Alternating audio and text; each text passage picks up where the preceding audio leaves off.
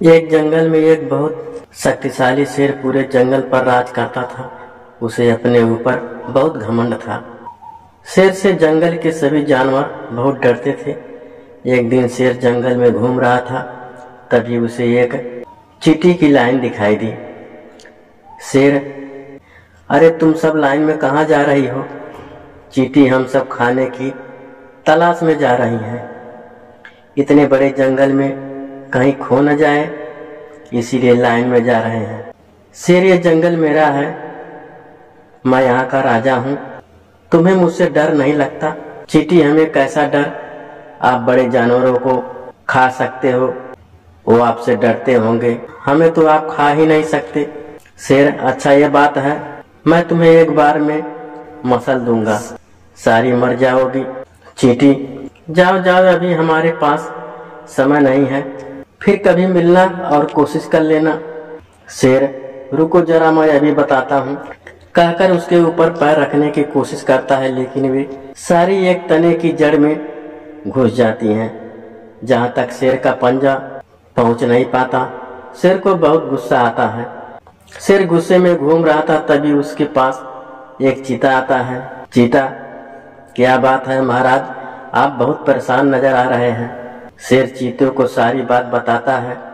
चीता, बस महाराज इतनी सी बात, इन चींटियों को सबक सिखाने का उपाय मैं आपको बता दूंगा, लेकिन ये चींटिया वाली बात आप किसी को मत बताना, नहीं तो जंगल के बाकी जानवर आपसे डरना बंद कर देंगे। इससे आपका नुकसान तो होगा ही, साथ ही मेरा भी नुकसान ही हो जाएगा। आपका बचा हुआ भोजन मुझे मिल जाता है। वो सब छोड़, पहले ये बता करना क्या है। चीता, पास ही एक पेड़ पर मधुमक्खी का छत्ता है, वहां से थोड़ा सा शहद ले आते हैं।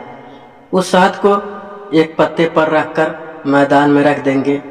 जब मैदान में चींटियां उसे खाने आएंगी तो आप पैर से उन्हें मसल देना, लेकिन इतनी ऊपर से शहद कैसे उतरेगा? चीता, महाराज मैं मक्खी से शहद मांग लूंगा। शेर, ठीक है, शहद लेकर मैदान में पहुंच जाना।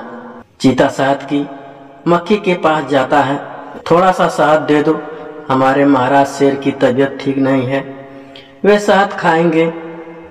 अगर तुमने शहद नहीं दिया तो महाराज तुम्हारे छत्ते को तोड़ देंगे। शहद की मक्खी डर जाती है और शहद चीते को दे देती है। अगले दिन चीता शहद लेकर मैदान में शेर का इंतजार करने लगता है। इधर शहद की मक्खी बाकी जानवरों से महाराज की बीमार होने की बात करती है। यह खबर चींटी तक भी पहुंच जाती है। चींटी, साथियों देखो, शेर ने हमें फंसाने के लिए शहद इकट्ठा किया है, इसीलिए आज से कोई भी चींटी अपने बिल से बाहर नहीं निकलेगी। केवल 4 चींटियां जाकर उसे शेर से मुकाबला करेगी।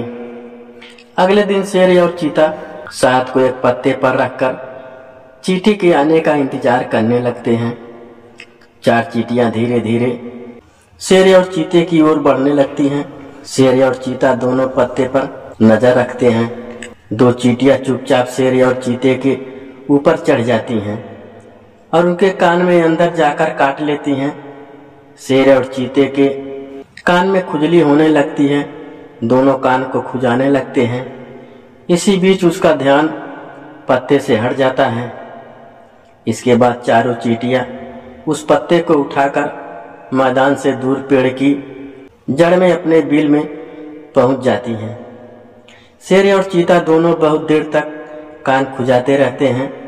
जब उन्हें थोड़ा सा ध्यान आता है तो वे देखते हैं कि ना वहाँ पत्ता है ना शहद है। यह देखकर शेर समझ जाता है कि चींटियों से जीतना उसके बस की बात नहीं है। शेर चींटी के बिल के पास पहुंच जाता है। शेर, बहन मुझे माफ कर दो, तुम छोटी होकर भी मुझसे जीत गई, अब मैं कभी घमंड नहीं करूंगा।